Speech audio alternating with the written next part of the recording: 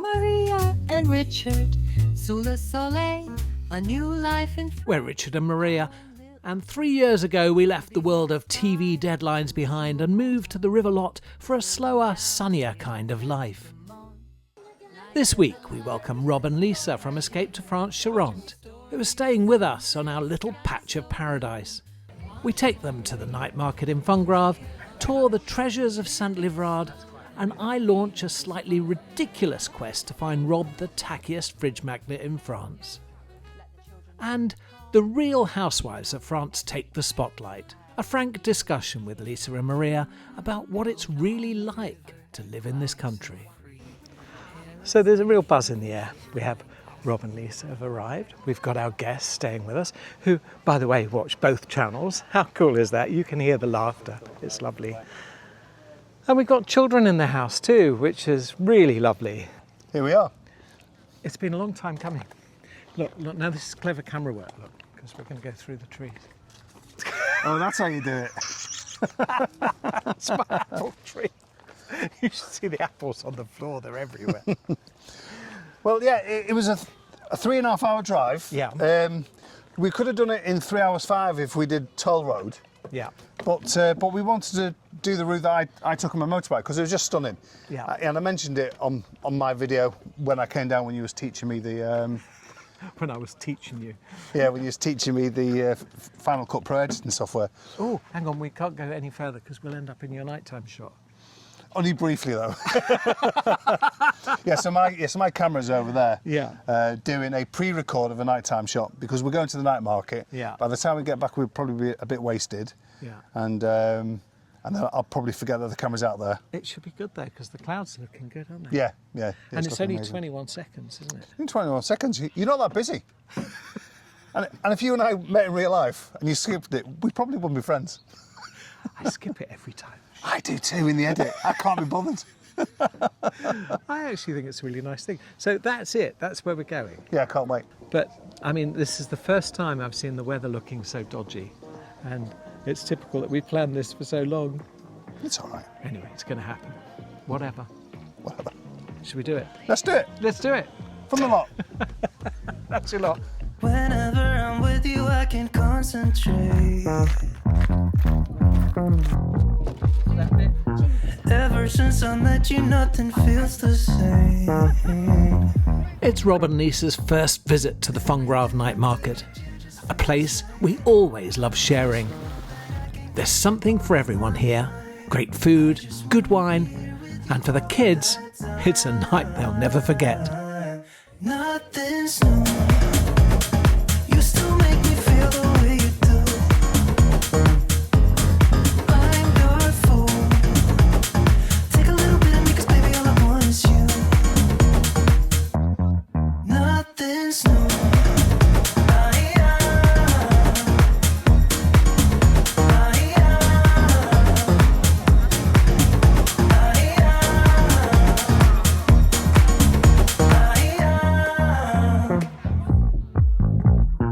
Even though we're far apart, I think of you. I watched in disbelief the other night as Rob suggested that Tacky Salot was tacky and it was probably the best place to get a fridge magnet.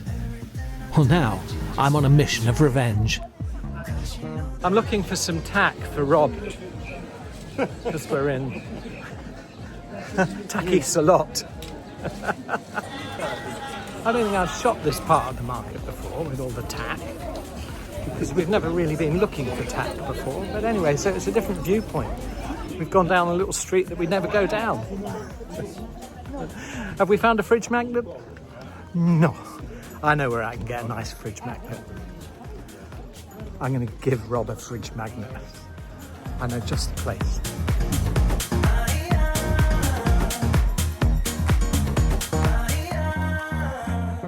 It turns out the only place tacky enough to deliver a fridge magnet that would suit Rob and Lisa is Amazon. But more on that later. Oui.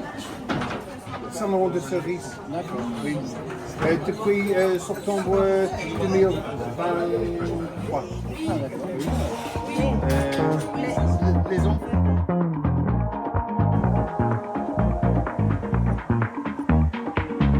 I'm seeing this as the Real Housewives of France.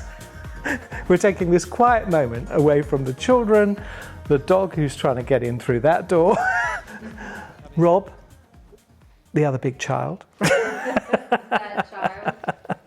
What's it really like for you both living in France? Well, I was going to say, I think Lisa's got it worse because you disappear off. And that's okay because it's just me. But when Rob disappears off, she's got to sort out the horses. Maybe not the chickens because he does that, doesn't he? And the children. No, is that just just for the shop? That's just for the shop. Yeah. So yeah, I think you're almost like a single parent sometimes because Rob's always busy and you're always busy. He likes editing and to disappear off quite a lot. I'm fairly busy. I would say yes, we are classed as retired, but I'm certainly not retired. But the animals are my choice. They're my choice to have. And each time we get an animal, it is because I have said it's my responsibility. I'll be taking the animals on. I think the challenge is obviously the longer holidays for schools.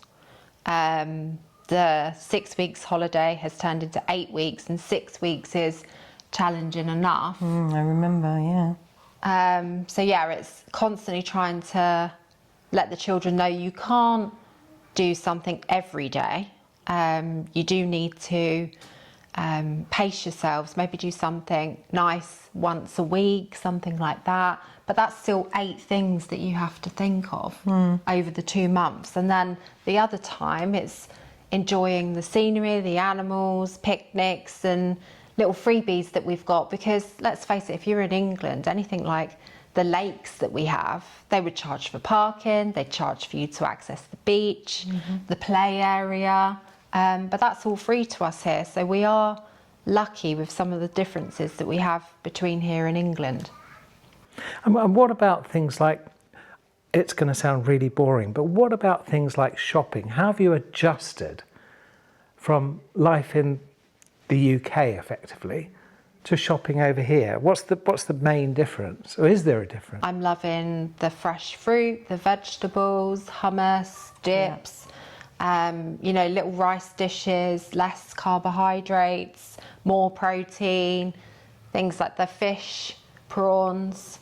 So I'm enjoying that, whereas in England I'd probably steer more towards the minces and pork dishes, things like that. Heavy pasta dishes and stuff. So it has changed, but then the weather's completely different here. So when we have a heat wave and it's been 40 degrees, the last thing I want to, I don't want the oven on. I certainly don't want cottage pie or something like that. Yeah. But what I found here as well is that the markets are amazing. So you can go and you spend half the cost getting vegetables, like fresh vegetables that don't last just a day. They'll last the whole week. So that's made a difference because it is literally almost like farm to table.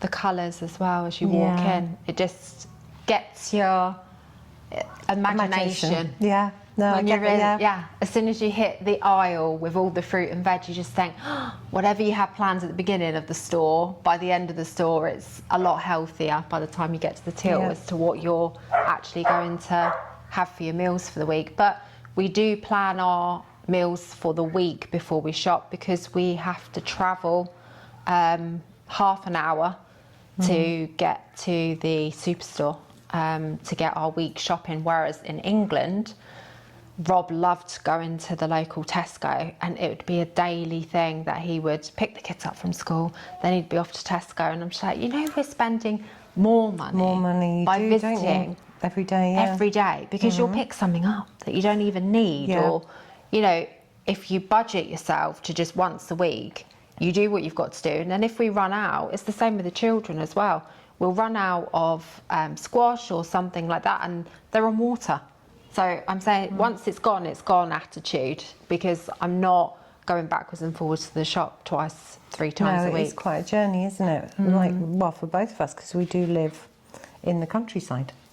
But I've noticed as well there's a big difference in the produce that we buy, because we've had to adjust to different cheeses, different sauces. I mean, I hate to say this, but I used to love my Bisto best. But now we've found a French alternative, which is really, really We've lovely. made it, haven't we? Well, we've made it. Like we've, done a stock, and because we've got more time on our hands, I think we've been a little bit more inventive with our cooking. Not just a microwave meal, or if we're rushing because we're not coming in from work late, So we're definitely eating better. I would say we're probably maybe spending about the same, because we're buying better quality but less of it, and it's not like convenience food. The French don't really do convenience food, do they? I know occasionally at Christmas they might do a party pack where, like Mum's gone to Iceland type thing, but they haven't really got that. No. I think we're spending less than what we were spending in England, definitely, because of the fact that you'd spend £40 this day, £40 that day. That's true, yeah. When you do like you've got a meal plan, you just buy what you need. Like you say, and once it's gone, it's gone. It's gone, yeah. That's a good way to do it. So what's the biggest difference? Well, really to you both, what is the biggest difference of living here to living in the UK? Here, you've got more time to be able to look within yourself, your mental health, see what's been bothering you, see how you can make yourself better as a person, and certainly be better. I was so stressed that I was a completely different person in England to what I am now. And the children definitely get away with a lot more. Yeah, I think same really, that it's time for yourself, and here, because we are, well, it's just us now, isn't it? It's not, we haven't got our children with us, but I find that it's much more, it's much less stress, just day to day. And it's hearing people as well, just day-to-day activities where you would be going shopping, or it's the pressures of hearing and understanding so much of what's going on, whereas here in the supermarket, I don't know if you find it, but I find the French really quiet when you're walking from aisle to aisle, and if they have got something to say, it's not shouted at the top of their voice and for everybody to hear. They don't seem to call people over like we do. Like sometimes he'll be in the next aisle and I go, Richard! Yeah. And then they all look at you and I think, oh, I shouldn't have done that. No, but that was, I learnt that very quickly, because I thought, oh, no, I don't know, we're conditioned to be really loud. Yeah, I think we forget and we don't hear ourselves anymore because we're in a loud society, but whereas here, like say, everything is a lot calmer. What's lovely is to hear the comparisons, because we do live in different parts of France, but it's much the same, isn't it? Yeah, it's very similar. Yeah, because we've both got the fields around us. We've got, we have to be respectful of farmers. We say sometimes about the swimming pool, the farmer's ploughing his field and it's full of mud, and it's more important that he does his field than not we, have a clean swimming pool. Yeah. And we've got a very local farmer, and if he's coming down the lane, we automatically back up because he's working, he's on his job and making a living, whereas we're popping out to the shop. We've got time to be able to allow him to get on. And it's like we always say, the work balance in France, they've got it right. They don't live to work, they work to live. And I think we forget that in England because we want the latest sofa, we want the latest game or something, or bag or shoes or whatever, and that doesn't matter here. If I go out with, I don't know, a co-op carrier, it doesn't, or an action carrier here, nobody cares. No. Whereas in England, people will go, oh, you shop at Lidl or you shop at Action or, Yeah, you need to take the right bag out with you. Yeah. And what about the things that you've mentioned to me a few times? You can't find the right place to get your hair done. Well, it's not that I can't find the right place. It's more of a confidence thing because I don't want to go in there and come out with something, I might go in and ask for brun instead of blonde. or can you cut my, coupe ici? I don't have the vocabulary to say, I'd like it like this, or can you do it like that? So for me, it's confidence. So I think it's the initial appointment going in. It's a bit like, when you make an appointment with a doctor, you don't know what they're going to be like. So I think, and you talk to friends here who've had their hair done, and there are English hairdressers. If I was really worried, I would do it. And I think part of me is like, does it really matter? I'll just tie it back today. Yeah, I mean, it's enough to wash it. she was really nice, really good. She fully French, obviously we're in France, no English speaking at all. I did take Robbie with me just in case I tripped up a little bit, and he took over as soon as we walked in. But then she did start to speak to me. Hang on. Is it one of those little white bugs? What are they? I don't know. That's another thing with living in France. The bugs. Yeah, I've been bitten, haven't I? So, yeah, I've got a couple of bites. But yeah, the hairdresser, I was completely worried about it, but I did say to Robbie that actually, I think next time... You'll be brave enough to do it. I would be able to go by myself, but I wouldn't have to. I think go that's the with initial thing, because even when we go to the doctor, we go together, don't we? So... But I'm not surprised. It's technical wording that if you get something wrong when you're shopping, it doesn't matter, because you'll end up with something a little bit different in your fridge than what you wanted. You might come back with haricot beans instead of baked beans or something. It doesn't matter. But if it's your hair or the doctors, it's kind of a little bit more important, isn't it? Yeah. So what would you say to somebody else? Would you recommend that they do what you've done? Is there anything that you do differently? I think I would say you'll be okay. Wherever, if you are worried about anything, it will be okay. And certainly with the children, I was worried about the school. And how Robbie was going to get on, because it's okay for Angel. I say it's okay for Angel because she didn't really have a lot of English words in her head before she learnt French anyway. And you worry about dropping them off somewhere where they speak a different language to you, and you explain to them what's going to happen. But Robbie's face, he turned round on his first day. Me and Rob just walked off, and we were both crying our eyes out as we went to the car. Oh, I'm getting emotional now just thinking about it. Yeah, I think I'd be exactly the same. That you just want to be with them and hold their hand through that first day. Any school, But you can't. but it's worse if it's a different language. Even, my kids, when they started nursery school in England, I still cried. But here it's worse. True. It's true. Worse. And it is like a first day, isn't it? But they're doing absolutely fantastic. But I would say They're really happy, aren't they? achievable. It's something you can do. The children pick the language up very, very quickly. Quicker than us. And his accent's fantastic. And his accent's brilliant. I think I'm being told to wind it up here. Is that my third child? It's the third child who's going to come in through the door. We might see him. Here he is. Have you ever tried to entertain her for more than 10 minutes? It is your turn. Yes, I have. Many days. I don't want to be outside. Okay, sweetheart, come Okay.